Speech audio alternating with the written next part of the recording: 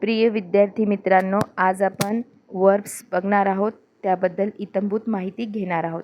इंग्रजी भाषा शिकत असताना आपल्याला क्रियापदांची फार आवश्यकता असते आणि इंग्रजी भाषेतील क्रियापद कोणत्या फॉर्म्समध्ये आहेत हे आपल्याला जाणून घ्यावं लागतं, जेणेकरून आपल्याला इंग्रजी भाषा सोपी वाटते. कोणत्याही क्रियेला 4 फॉर्म्स असतात विद्यार्थी मित्रांनो.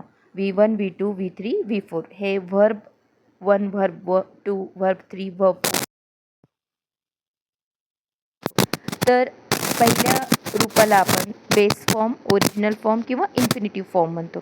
तर 98% क्रियापद जे इन्फिनिटिव्ह फॉर्ममध्ये असतात त्यांचा आपण टू सोबत वापर करतो. जसं आपण पहिल्या रूपामध्ये सगळीकडे टू पाहतोय, म्हणजे टू डू म्हटल्यावर त्याला इन्फिनिटिव्ह फॉर्मच म्हणणार आपण, कारण की ते TO2 सोबत आलेलं आहे. ठीक आहे.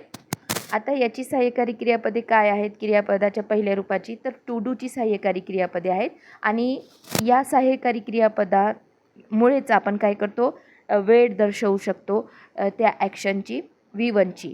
तर जर आपण डू डज V1 सोबत वापरलं तर प्रेझेंट टाईममध्ये आहोत आपण, सिम्पल प्रेझेंट टाईममध्ये.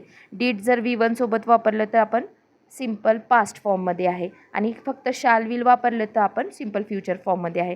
म्हणजे सिम्पल टेन्स तयार करण्यासाठी आपण V1चा वापर करतो, बेस फॉर्मचा वापर करतो.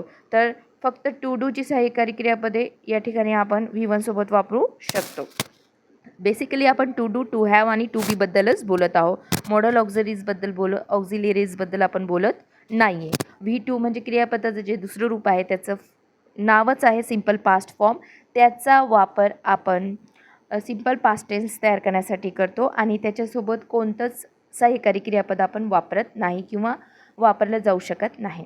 जे क्रियापदाचं तिसरं रूप आहे त्याला आपण परफेक्ट ॲक्शन म्हणतो. त्याच्यासोबत आपण टू हॅव ही सहाय्यकारी क्रियापदे वापरतो. हॅज, हॅव प्रेझेंट फॉर्ममध्ये, हॅड पास्ट फॉर्ममध्ये. आणि त्या रूपाला आपण पास्ट पार्टिसिपल फॉर्म म्हणजेच भूतकाळी धातुसदित रूप म्हणतो आणि अनेकदा या V3चा वाक्यांमध्ये ॲडजेक्टिव्ह म्हणून वापर केला जातो आणि V3 परफेक्ट टेन्स तयार करण्यासाठी वापरलं जातं. V4 जे आहे क्रियापदाचं ING युक्त रूप जे आहे, ज्याचा वापर आपण इम्परफेक्ट टेन्स किंवा प्रोग्रेसिव्ह टेन्स किंवा कंटिन्युअस टेन्स तयार करण्यासाठी वापरतो. त्या V4 सोबत फक्त आणि फक्त टू बीची सहाय्यकारी क्रियापदे आपण वापरू शकतो. ॲम, इज, आर प्रेझेंट फॉर्ममध्ये आणि वॉज वर पास्ट फॉर्ममध्ये.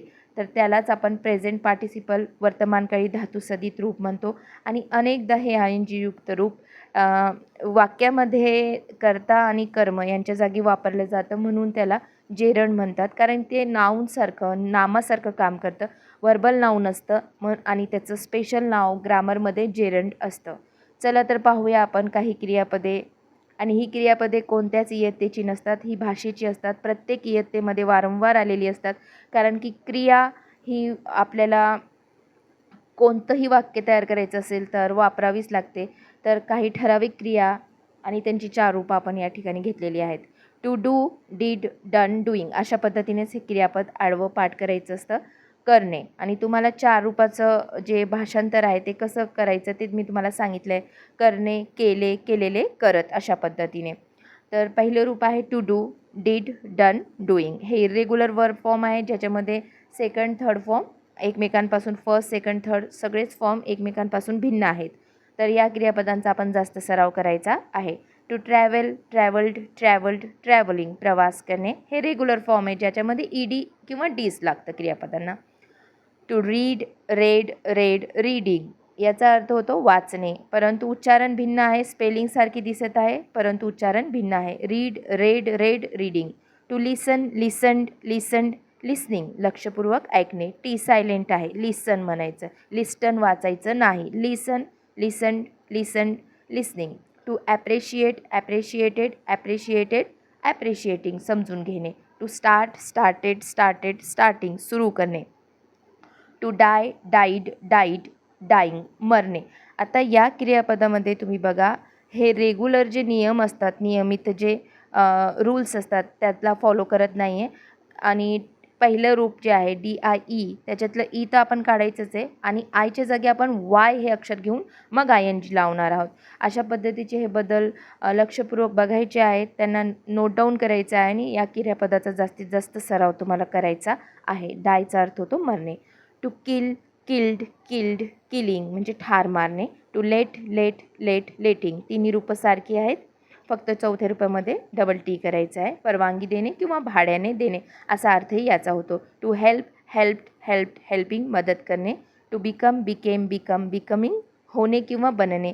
To walk, walked, walked, walking चालणे. एल सायलेंट आहे. To change, changed, changed, changing बदलणे. To wear, wore, worn, wearing परिधान करणे किंवा कपडे घालणे या अर्थाने टू वियर हे क्रियापद वापरलं जातं. हे इर्रेग्युलर वर्ब आहे, तुम्ही याचा जास्तीत जास्त सराव करावा. To speak, spoke, spoken, speaking बोलणे. Speak, spoke, spoken, speaking. To know, knew, known, knowing K's silent आहे. नो, न्यू, नोन, नोविंग जाणणे, समजणे. To avoid, avoided, avoided, avoiding टाळणे. To feel, felt, felt, feeling. To feel, felt, felt, feeling वाटणे. To make, made, made, making बनवणे. To glisten, T silent आहे. To glisten, glistened, glistened, glistening चमकणे.